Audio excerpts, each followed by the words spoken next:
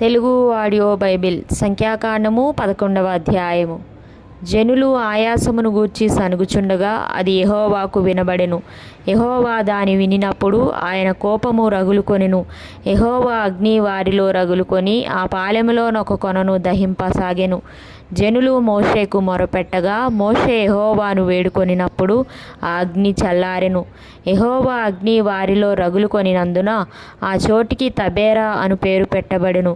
వారి మధ్యనున్న మిశ్రిత జనము మాంసాపేక్ష అధికముగా కనుపరచగా ఇశ్రాయేలీయులను మరలా ఏడ్చి, మాకెవరు మాంసము పెట్టెదరు? ఐగుప్తులో మేము ఉచితముగా తినిన చేపలును కీరకాయలును దోసకాయలును కూరాకులును ఉల్లిపాయలును తెల్లగడ్డలును జ్ఞాపకమునకు వచ్చుచున్నవి. ఇప్పుడు మా ప్రాణము సొమ్మసిల్లెను.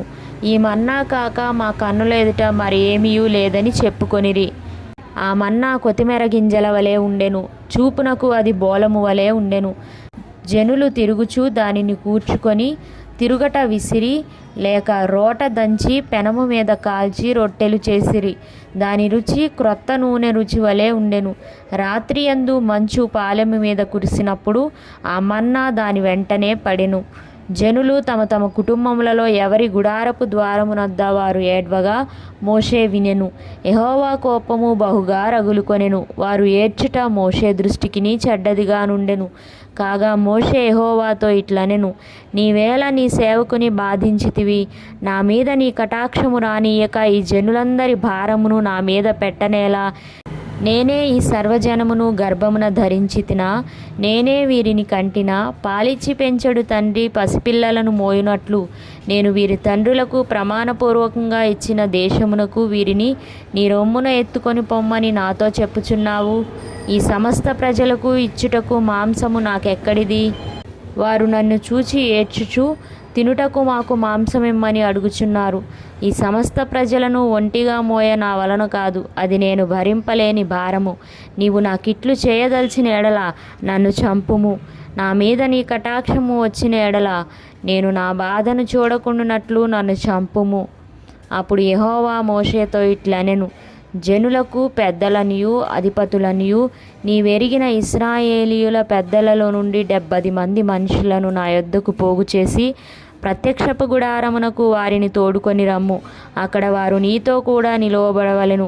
నేను దిగి అక్కడ నీతో మాటలాడెదను మరియు నీ మీద వచ్చిన ఆత్మలో పాలు వారి మీద ఉంచెదను. ఈ జనుల భారమును నీవు ఒంటిగా మోయకుండునట్లు వారు దానిలోనొక పాలు నీతో కూడా భరింపవలెను. నీవు జనులను చూచి ఇట్లనుము, మిమ్మును మీరు రేపటికి పరిశుద్ధపరచుకొనుడి, మీరు మాంసము తిందురు. యెహోవా వినునట్లు ఏడ్చి, మాకు ఎవరు మాంసం పెట్టుదురు? ఐగుప్తులో మాకు బాగుగానే జరిగినదని మీరు చెప్పుకొంటిరి గనుక యెహోవా మీకు మాంసం ఇచ్చును, మీరు తిందురు.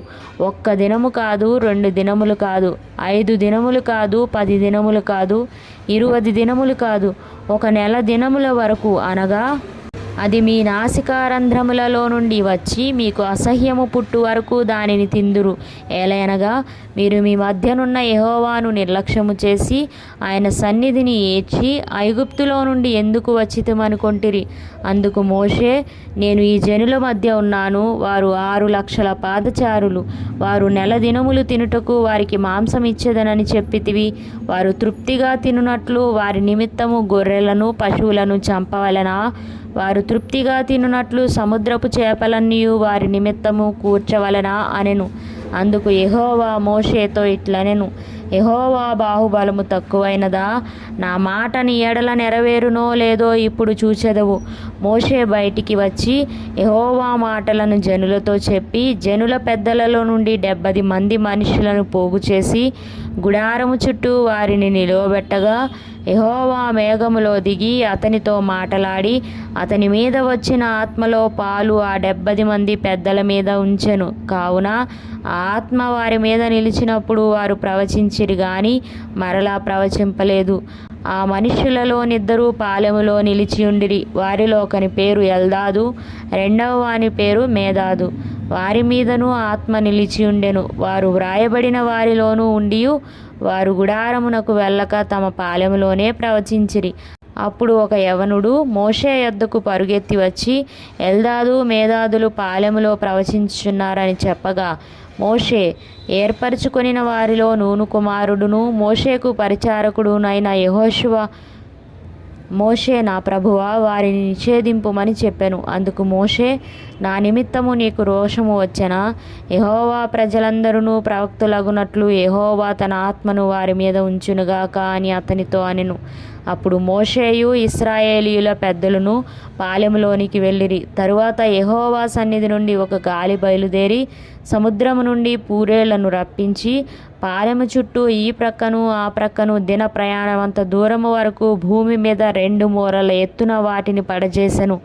కావున జనులు ఆ దినమంతయు ఆ రాత్రి అంతయు మరుసటి దినమంతయు లేచి ఆ పూరేళ్లను కూర్చుకొనుచుండిరి. తక్కువ కూర్చుకొనిన వాడు 100 తులములను కూర్చుకొనెను. తరువాత వారు తమ కొరకు పాలెము చుట్టూ వాటిని పరిచిరి. ఆ మాంసము ఇంకా వారి పండ్ల సందున నుండగానే అది నమలక మునిపే యెహోవా కోపము జనుల మీద రగులుకొనెను. యెహోవా తెగులు చేత వారిని బహుగా బాధించెను. మాంసాపేక్ష గల వారిని జనులు అక్కడ పాతిపెట్టినందున ఆ స్థలమునకు కిబ్రోతు హత్తావా అని పేరు పెట్టబడెను. జనులు కిబ్రోతు హత్తావా నుండి హజేరోతుకు ప్రయాణమైపోయి హజేరోతులో దిగిరి.